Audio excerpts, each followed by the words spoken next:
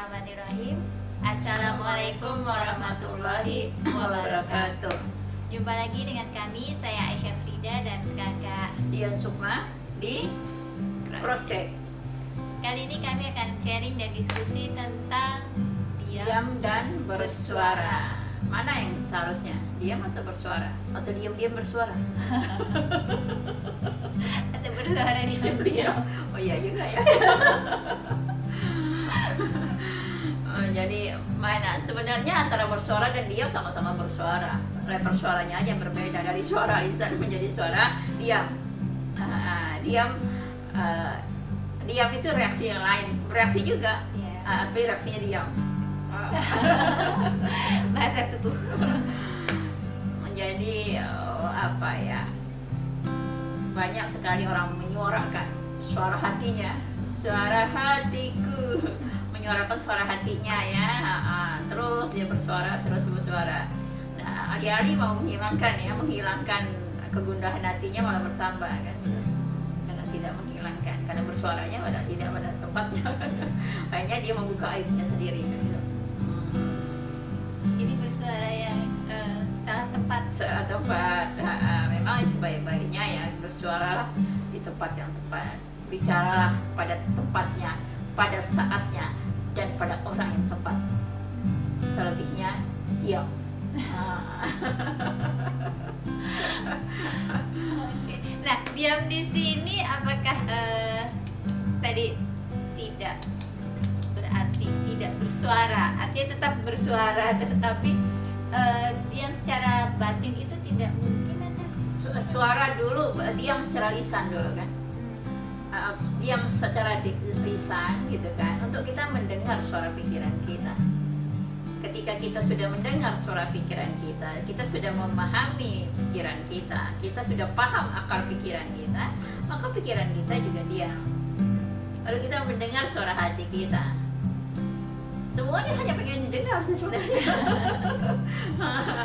Cuman karena kita nggak tahu, kita mengharuskan orang yang mendengar kita gitu.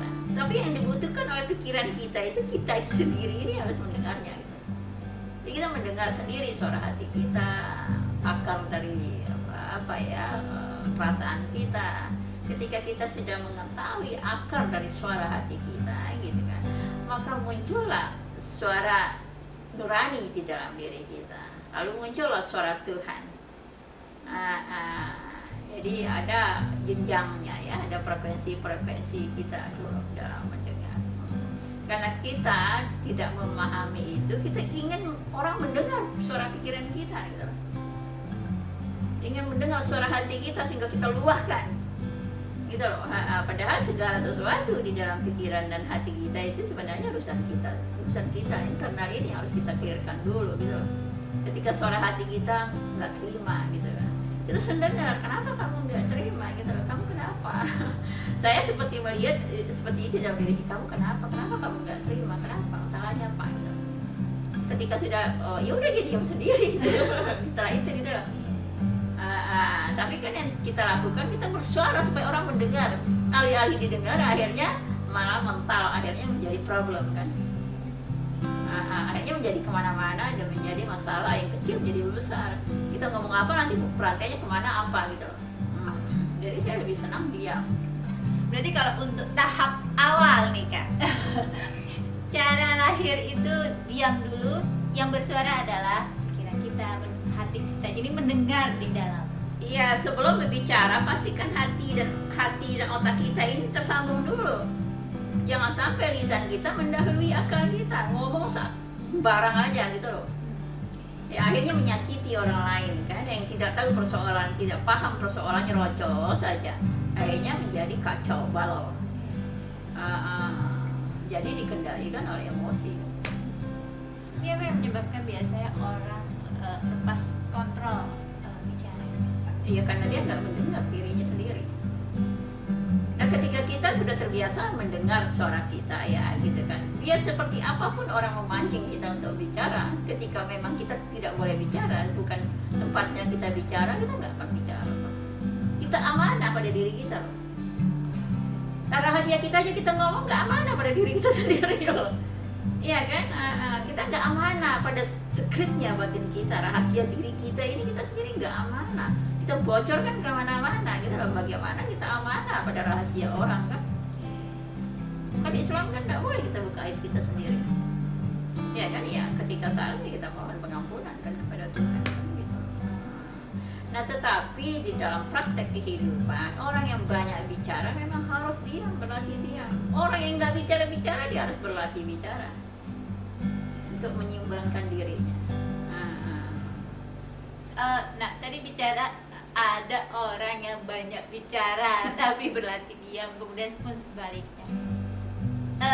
Tadi itu keseimbangan ya kak ya. Lah kalau di rumah ibaratnya nggak bisa bicara orang tuanya kan bingung anaknya. Terlepas dari secara lahir. Nah, untuk keseimbangan lahir batinnya, energinya, Oke. energinya untuk keseimbangan. Tapi memang ketika kita sudah mendengar di dalam, kita emang sedikit bicara keluar. Kita akan bicara pada hal yang berkualitas, yang penting. Kita nggak mau bicara hal-hal yang nggak buang-buang energi, itu nggak mau. Karena kebocoran energi yang paling banyak di manusia ini di mulut. Kebocoran energi dari situ yang paling banyak gitu. Nah, untuk hal-hal yang kita tahu adanya sebuah kesalahan, keburukan di situ, untuk menyampaikan kebenaran, itu sebaiknya diam atau berbicara? Kebenaran tergantung. Nah, bagaimana? Ada suatu peristiwa, bukan sekali dua kali, sering mengalami peristiwa yang saya tahu kebenarannya, tapi saya tidak sampaikan. Karena ketika saya sampaikan, dia akan merusak hubungan antar keluarga, antar orang tua dan anak dan lain-lain. Ya saya diam. Yang perlu kita lakukan, kita jujur pada diri kita sendiri, transparan pada diri kita sendiri, apa adanya dengan diri kita sendiri. Tapi dengan orang lain, dengan lingkungan, tidak bisa. Kita harus berbicara pada tempatnya. Pada kondisi begitu yang kita lakukan adalah mendoakan. Kadang-kadang kita menyembunyikan sesuatu, kita untuk menyelamatkan sesuatu, it's okay bagi saya kan. Jadi kembali pada sesuai tempatnya. Iya, sesuai kebutuhannya, kan banyak variabelnya ya yang nggak bisa kita putuskan. Kalau apa ya, kalau maunya kita ngomong saja kan, nggak lihat situasi yang akhirnya malah masalah menjadi lebih besar. Banyak orang ingin menyelesaikan persoalan, berbicara semau-maunya, tidak pada tempatnya gitu kan, yang akhirnya menjadi toksik itu tadi. Alih-alih menyelesaikan malah menambah masalah gitu. Tapi kalau dalam persoalan bernegara lain lagi kan? Karena itu tidak bersifat individual kan. Ada undang-undang, ada tata cara untuk menyampaikan aspirasi dan lain-lain kan. Daripada hubungan personal kita, ya kita harus melihatnya semua. Ikuti saja kata hati. Saya orang yang sepanjang hidup saya mengikuti kata hati saya. Walaupun lingkungan seperti mendentangnya gitu kan, karena nggak populer lah ibaratnya kan, dengan cara seperti itu malah bertolak belakang dengan konsep umum kan gitu kan. Tapi pada akhirnya ya di sinilah saya kan gitu. Ada semakin kita terbiasa mendengar gitu kan, semakin kita diam semakin terdengar di dalam. Semakin kita bicara semakin kita tak mendengar di dalam. Orang-orang banyak bicara itu lihat tuh sering kesepian. Iya kan? Tapi ukuran-ukuran ilmu-ilmu modern kan tidak begitu. Iya kan? Bukan. Kita khawatir ketika anak-anak kita udah nggak bisa bicara. Dia bisa mendengar nggak? Kalau bisa mendengar nggak dulu gitu loh. Kalau dia bisa mendengar berarti bisa bicara kan gitu. Kayak si adik kan, dia lama bisa bicara kan, tapi dia mendengar kan gitu. Jadi itu yang paling penting antara mendengar dan bicara. Kita harus menyesuaikan, tapi belajarlah mendengar, diam dan bicara. Ya, kita harus diam untuk belajar mendengar. Ketika kita banyak bicara, kita tidak bisa mendengar. Ya, coba diamati diri kita dan orang-orang terdekat kita kan. Dia banyak bicara, banyak diam. Ketika dia banyak diam gitu kan, tapi dia mudah mendengar. Ketika dia banyak bicara, dia sulit mendengar. karena dia berebutan mau bicara. Belum selesai kita bicara dia sudah potong bicaranya.